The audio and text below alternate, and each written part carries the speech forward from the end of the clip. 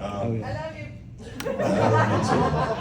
Anyway, what's this? Said you need a break. No, I don't need a break. I'm just like, it's just Sunday morning. I'm 55 years old and I'm going through the motions on a Sunday morning. Just give me a second. I'm with you, brother. I'm just tired. Yeah, coffee ain't cutting it right now. So, what's your question, my friend? I've got two if you don't mind. That's okay. When you got the script for the break episode of Adventure Time, did you get it at first? Oh, yeah. Or did you have to kind of work through that? No, I love that. That's my favorite episode. We won an Emmy for that one. That was Jake the Break was a kick-ass episode. I just like the fact that it was like Jake the Dog's, Richard Attenborough. You know what I mean? It was like, him doing Planet Earth, which is what I thought was wonderful. I love, you guys seen Richard Attenborough narrate Planet Earth, right? This elephant produces prodigious amounts of dung. It's the classiest way to. That thing shits a whole lot, man.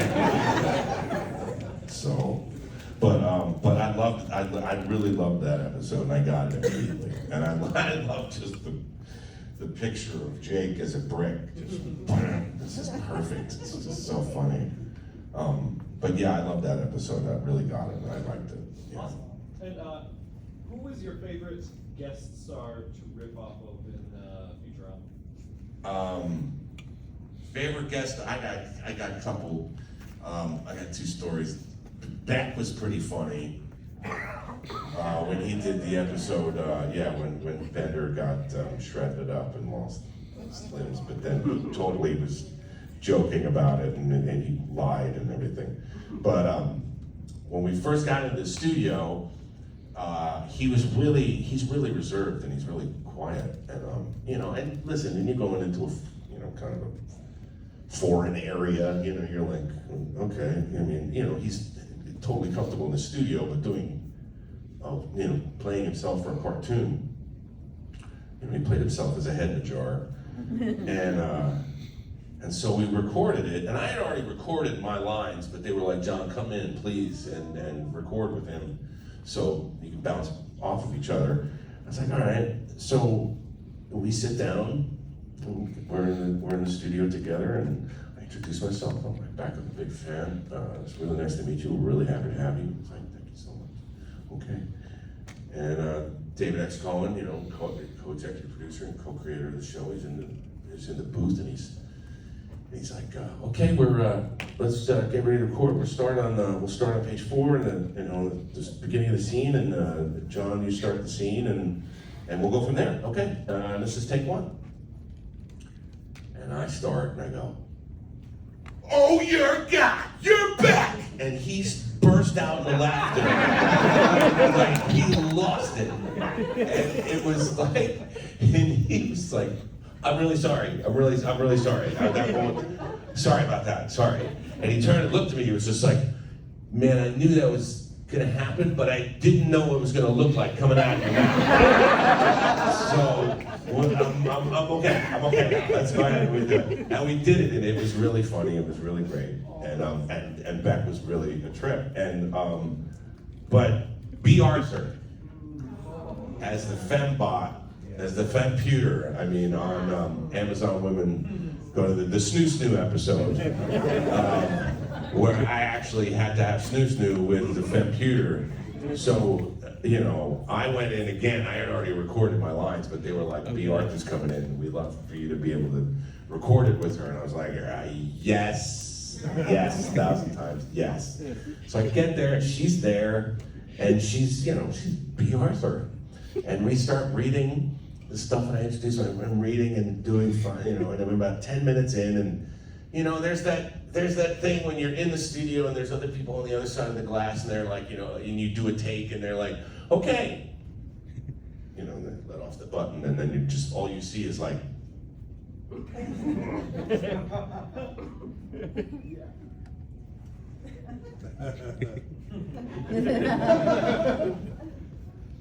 That's when you learn to read lips.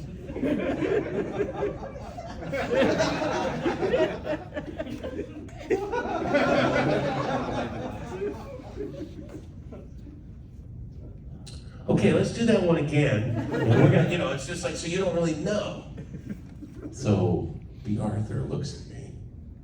B. Arthur. And she goes, how am I doing? And I was like, Miss Arthur, you are doing exactly what you were brought here to do, which is blow everybody away. You are unbelievable. This is perfect. You're doing wonderfully. And don't worry about a thing. And for me to reassure B. Arthur was like, it blew my mind.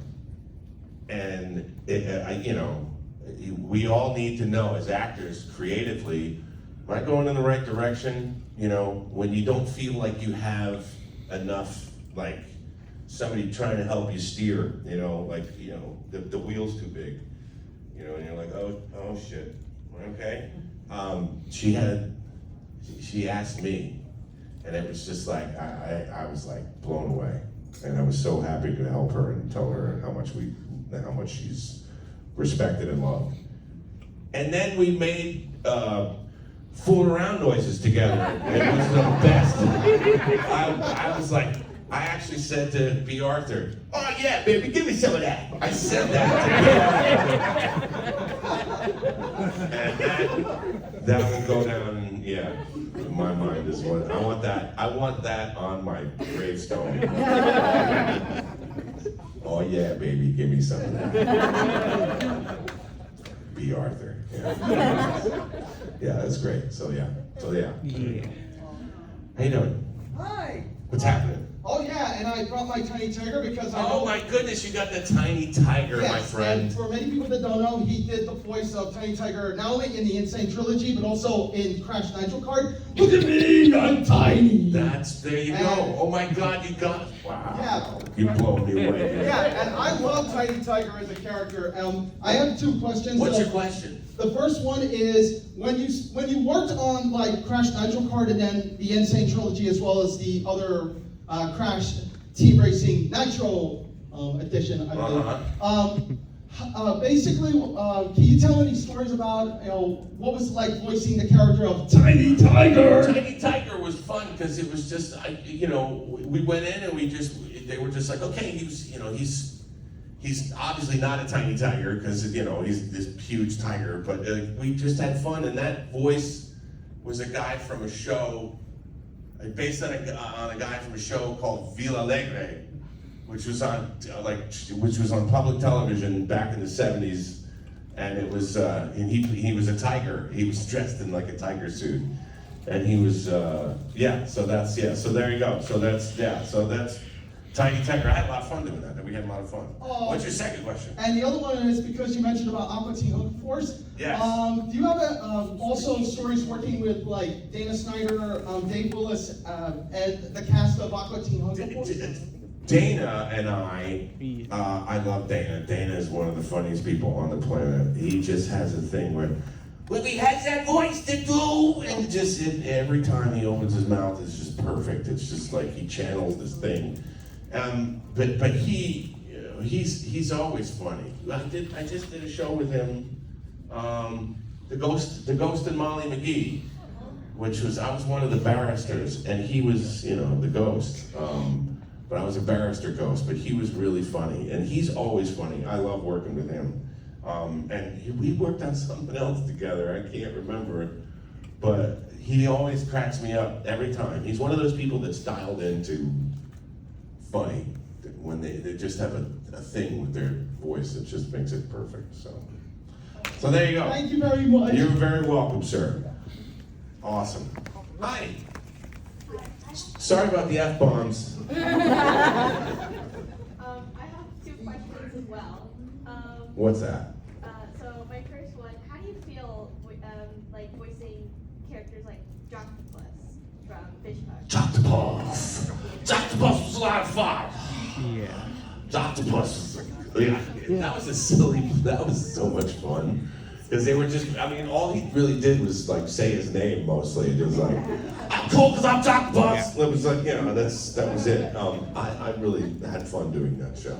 Fish Hooks was great. And there were musical numbers in that show too, I think. We did some musical numbers, but yeah, that was silly. It was very silly, and the animation I thought was really fun. So yeah, so I loved doing Jocktopus. Jocktopus was a blast, and Jocktopus got based on out there. That was just awesome. Like, I was going up. Just adenoidal, just breathing through their mouth and just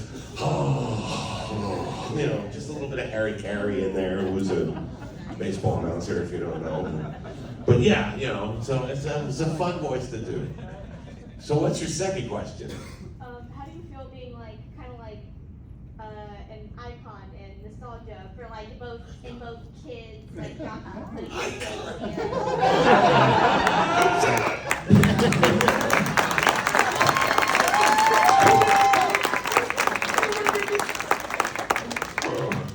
I tell you what,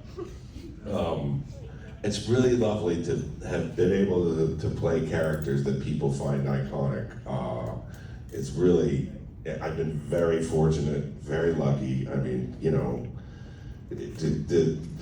just the trifecta of Bender and Jake the dog and Marcus Phoenix, it's just this weird thing where, people are like, oh my goodness. But then, I meet women in their 30s now that watched Kim Possible. And I was Dr. Draken on that show, so people. I love Kim Possible. Freak out when I'm like, Kim Possible, I'll get you. It's just me channeling Harvey Korman for crying out loud. Just so you know, it's just me, Why am I asking you? Don't do that voodoo that you do so well. That's a film that you'll get to watch. So don't worry about that. That's just yes. Yeah, but I've been really lucky, and it's wonderful. I really enjoy when people come up to me and tell me that I'm the voice of their childhood, because not only is it's a double-edged sword, because it's like. I really appreciate you telling me how much you appreciate my work and what it means to you, and I love that. But you're also reminding me how old I'm getting. Stop it. And King Zog, yeah, sure. King Zog was a funny character, but yeah, but thank you. What's your name? Carter. Carter. Thank you very much. Thank you Carter. very much. You're awesome. Nice. Yes. Hey, John. How are you? Good. I'm going to do this. Okay. No, that's totally fine. Yeah, it makes sense. Yes. I had one question, but I did want to share sort of a ripple effect of a bit of kindness and generosity that you did for me about 8 or 9 years ago. Uh-oh. Now, at San Diego Comic-Con, you recorded some bumpers for my college radio show. Oh. That was forever ago. Nice. Yeah, but now I'm a reporter for iHeartRadio, and I get 250,000 people hearing my voice every day. Yay! Oh, sure. So my question is, you got your start in radio, correct? No, I got my. Well, I was doing. I did a lot of theater in high school and college. And then I went and did some theater, and then after I was done with that, a buddy of mine graduated from said college, Rutgers, and we went and did comedy for 6 years. We went and did a comedy team, and while I was doing that, and then when the team broke up, I started to do voiceover in New York. But I was also doing on-camera stuff too. So.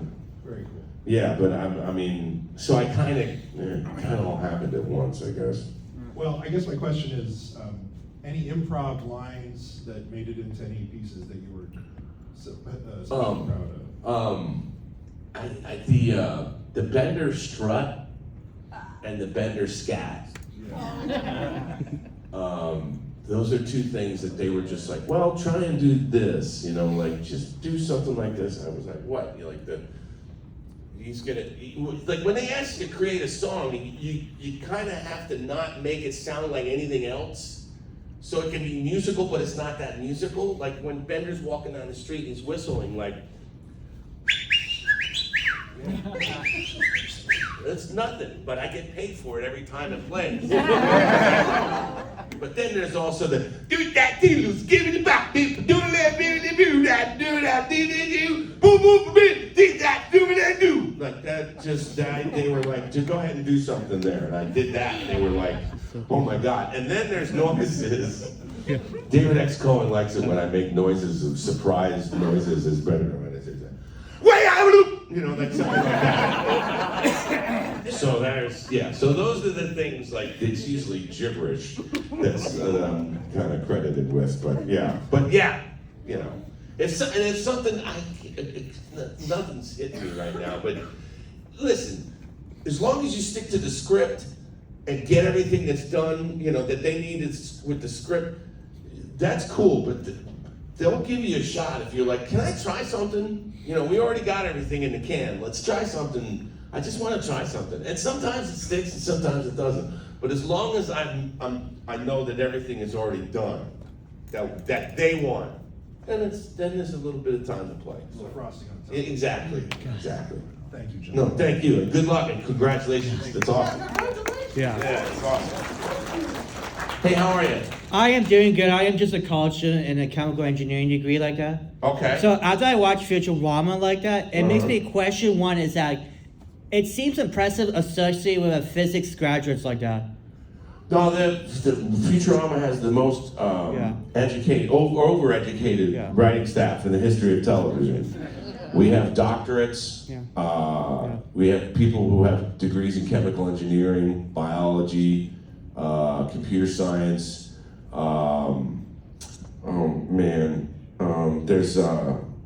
They're all really smart, which is why I don't try and, you know, they say, do you improv anything? That's why I improv scatting, because I can't do the math that they're talking about, or the science, or the theorems, or the whatever. They're all really smart, and they've all gone to really crazy, amazing schools. So I just very impressed and intrigued though, because like I'm trying to be autodidactic in calculus 2, physics 1, calculus based mechanics like that, and I'm taking preparations from chemistry. So like once I get organic chemistry 2 class pass, I get a chemistry associate's degree. there you go. On the other hand, it's okay to fail because I failed calculus 2 when the pandemic happened because it's required to become meticulous and adaptive. Sure. And there should be another Futurama or Kim Possible crossover when they go to universities like that. I don't think that's ever going to happen. Okay. Impossible is not happening right now. I don't know that you like this idea of request or the impression that when Bender's like this, man, do I have to take calculus 1, 2, or 1? And like Leela's like saying this, you should be grateful that they learned calculus or physics for us because without physics 3, you'd be rusted to death because oxidation will make those robots dead. That's right. Rusted. That's right. And thermodynamic logic and physics 2 is based on electricity, Maxwell's like that. It'd be a funny crossover episode when like Leela and that blue scientist guy, he's like this, one day, once I win you all in calculus, linear algebra, differential equation, physics series, and chemistry series like that, you are all pwned because I'm gonna win that graduation for physics and I'm gonna be a celebrity in that physics world. Okay. That'd be a funny crossover. Right. That would be a funny crossover. All right, cool. Yeah, that'd be good Thanks, impressions man. like that. All right, cool. Can you do impressions like that? An impression like that? Like when Bender and Dr. Draken talking about... Taking STEM classes, Bender's like this, oh, Hey, you yeah, want I'm to take doing- STEM class? I have no idea what you're talking about. There it is. There's my impression. Right? Okay. Thanks, man. Okay. I just like it. I want to do. I can do impression in general like that. Since I got a master's in physics like that, I know what your weakness like that. If I use magnet devices like that, you just be floated away like that, like gravitational towards the little devices with these magnet All right. device and junking. All right. You ought to Hey, be thanks, on man. junk. That's great. Thank you. Thank you. Have a nice day. What's your...